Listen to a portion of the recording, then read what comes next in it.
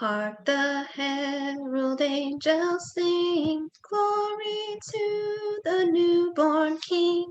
Peace on earth and mercy mild, God and sinners reconciled.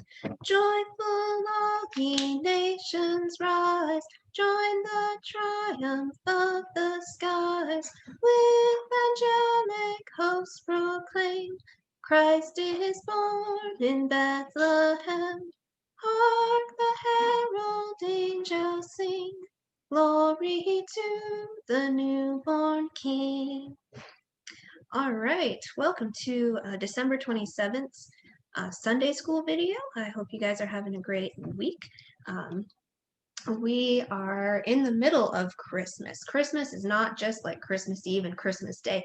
No, Christmas is December 25th through January 5th. We are celebrating Christmas for 12 days when we are in the church year. And so belt out those Christmas songs for a few more days. All right. During December, though, and actually throughout the whole church year, really, there are a lot of little feast days. It's not just Christmas and Easter. There are a lot of little days, too, that we celebrate. And we have like Ash Wednesday, and we have Pentecost and days like that. But there's also even smaller days. Like I have this book called Treasury of Daily Prayer, and I try to read it frequently. But on all kinds of days, you have a celebration to remember Adam and Eve, and you have a celebration to remember St. Lucia, who was a martyr for Jesus, and you have a celebration to remember Martin Luther, and a celebration to remember Katie Luther, and you have all these different people that that you would remember on those special days. And on December 27th, it's a day where we celebrate the Apostle John. And John was one of the disciples, and he did a lot of things. He was with Jesus throughout his ministry, and we'll even talk a little bit more about him being with Jesus at his death in a little bit. But John not only was a disciple and then became an apostle, but he wrote several books in the New Testament. They're all in the New Testament. He wrote the Gospel of John, which we just call John. He wrote 1 John. He wrote 2 John. He wrote 3 John. And he wrote Revelation. He wrote the very last book of the Bible, which has some things about the future, but also other things as well.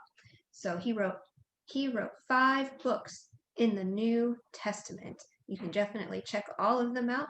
There's pretty cool stuff in there. We're going to take some things from his gospel, the Gospel of John. The Gospel of John is the 4th gospel. You have Matthew, Mark, and Luke, but we're going to talk about some things from the 4th gospel. John chapter 19, verses 23 to 27 is where you're going to get the most accurate account of what I'm going to tell you. So when Jesus had been put on the cross, there were some soldiers, and they took his clothes and they divided up, what he had among them. So maybe this guy got one thing and this guy got another thing, right? And this guy got something else. And but then there was one big piece of clothing that he had that they decided to throw dice for, and whoever had like the biggest number or the lowest number, I don't know, they would throw the dice, and then that person got that one special piece. He had this one special piece of clothing. And so John was close enough to everything that was going on that he saw it happen, and he wrote about it in chapter 19. Well, John was also close enough to Jesus that if Jesus talked on the cross, John could hear him talking. And we know that Jesus said a lot of things, especially when you think about Good Friday. We talk about all the different things that Jesus said while he was on the cross. And well, Jesus talked to John. John was there close enough to hear. And there were a few other ladies actually. One of the ladies was Jesus's mom, Mary, who, if you remember from Sunday, from Christmas, is Jesus's mom. We talked about her. So John was there with Jesus's mom and a couple other ladies. He was the only disciple that was nearby the cross when all of this happened. And Jesus saw them there together, and he looked at John and he said, "Behold your mother." And then he looked at Mary, his mom, and said, "Behold your son." And what he was doing was he was making sure that Mary would get taken care of. He looked at Mary and he said, he thought to himself, she needs to be taken care of, because eventually Jesus would go back up to heaven. Once he came back to life, he would be on earth for a little while longer, and then he would go back up to heaven.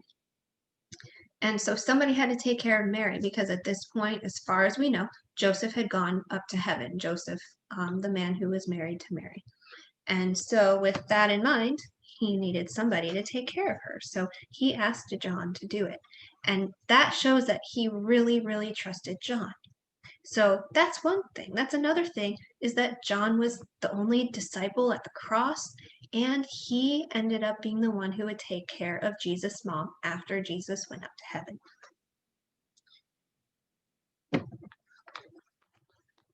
So this is something that we know about John. And another thing we know about John is that when Jesus rose from the dead, I believe we talked about Mary Magdalene being at the tomb a few weeks ago.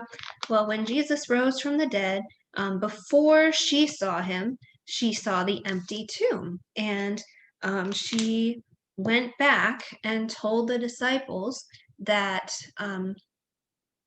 that it was empty and that she thought somebody had taken him away.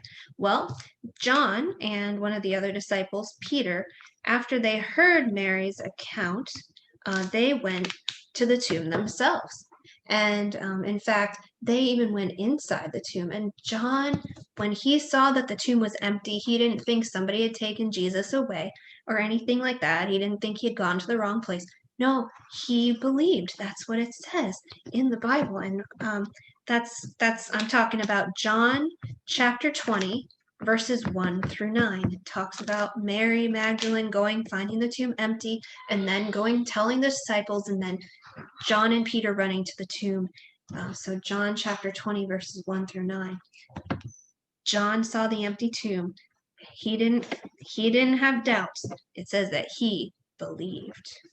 So John is a wonderful apostle of Jesus who wrote who wrote 5 different books of the Bible, including one of the accounts of Jesus' life on earth, one of the Gospels. And he wrote about, we talked a little bit about it, about Jesus dying on the cross. John was a sinner just like you and me, and every other person who ever lived except Jesus. And he wrote about Jesus dying on the cross, and he had details that the other Gospels didn't, including the one that I told you about where Jesus told him to take care of Mary. But John wrote about Jesus dying on the cross. Jesus died to save you and me from our sins, to save John from his sins, to save Mary from her sins, to save everyone from their sins who would believe in him. And that is the most important thing that John wrote about. And of course, he wrote about the resurrection as well. So let's celebrate today. Let's celebrate, keep celebrating Christmas, because we're still in the Christmas season, but also take time and maybe read a little bit out of one of the books that John wrote and remember what God did through the Apostle John.